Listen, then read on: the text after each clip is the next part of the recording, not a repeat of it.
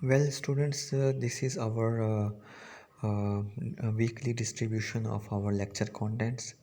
You can go through this for your own information, and then this is our practical setup. Normally, we will be having two parts of our practical.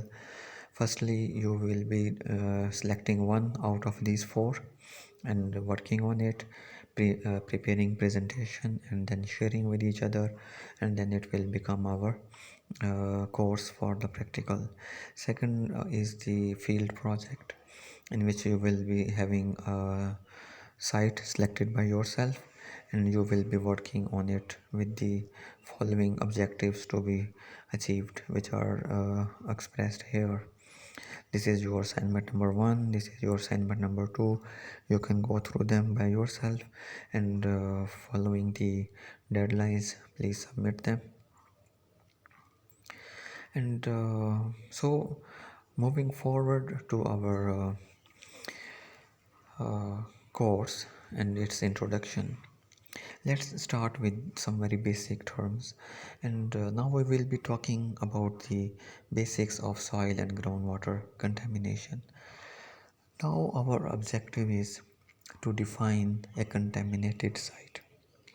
Now our objective is to define what actually we mean from a site characterization. So keep it in your mind, these two things: site characterization and contaminated site.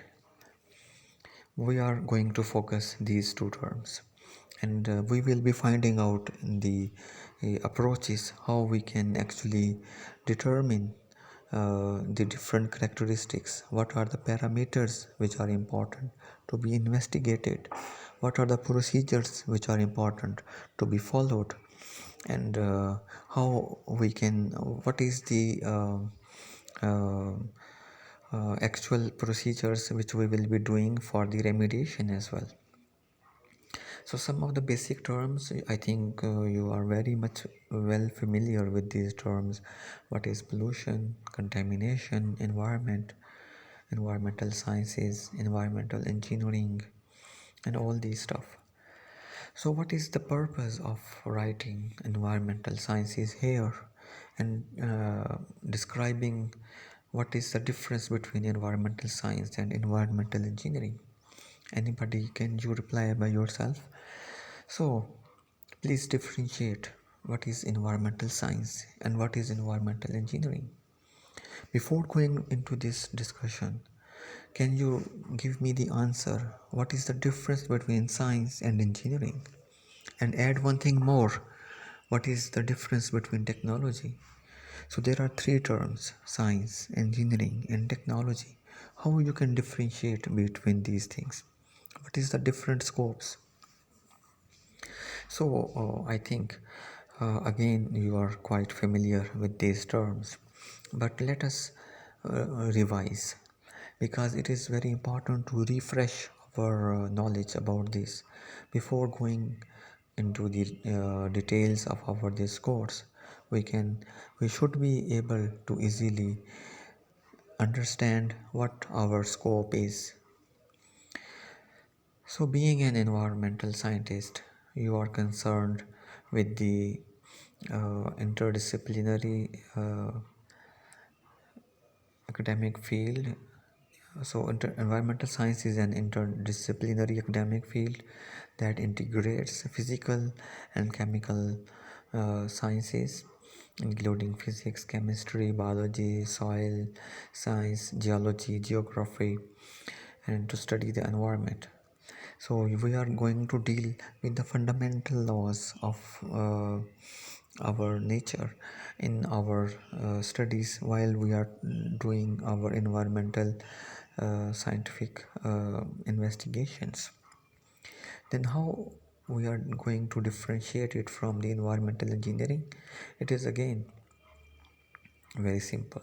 We will be focusing on solving the problems of the community. Very simple definition. We are going to solve the problems of the community by using our knowledge obtained through environmental sciences. Is it okay? And in order to solve the environmental issues, the problems of the community, we are going to focus on two things only. And what are those two things? Designing, number one, and secondly, management. These two are the pillars of our engineering responsibility. So, whatsoever the field you are only going to focus on engineering design and engineering management. Most of our problems related to our community are directly linked with the management. If you properly manage and if you properly handle any issue, you are going to uh, solve out that problem.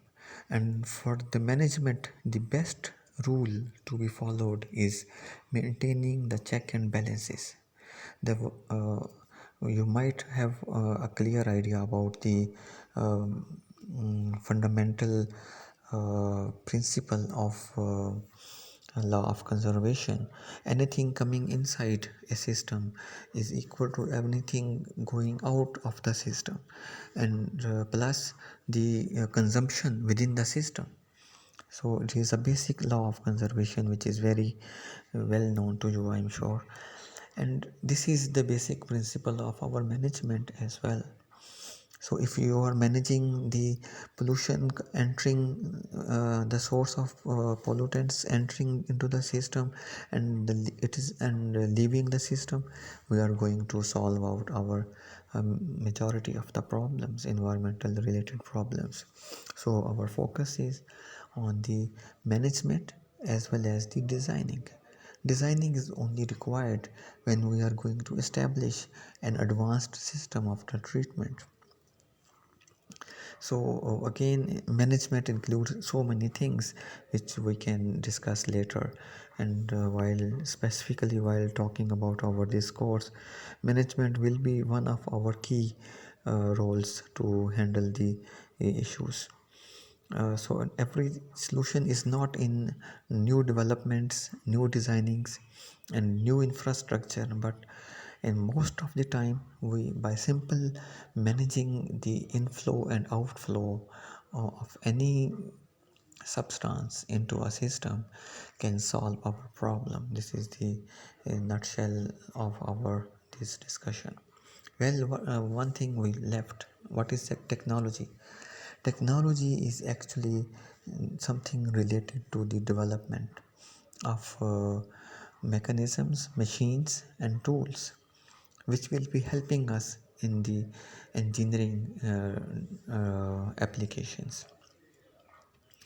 So first of all comes the science, then it is applied to develop some instruments, some techniques in our technological portion, and then this technology can be used in our engineering design and in engineering management.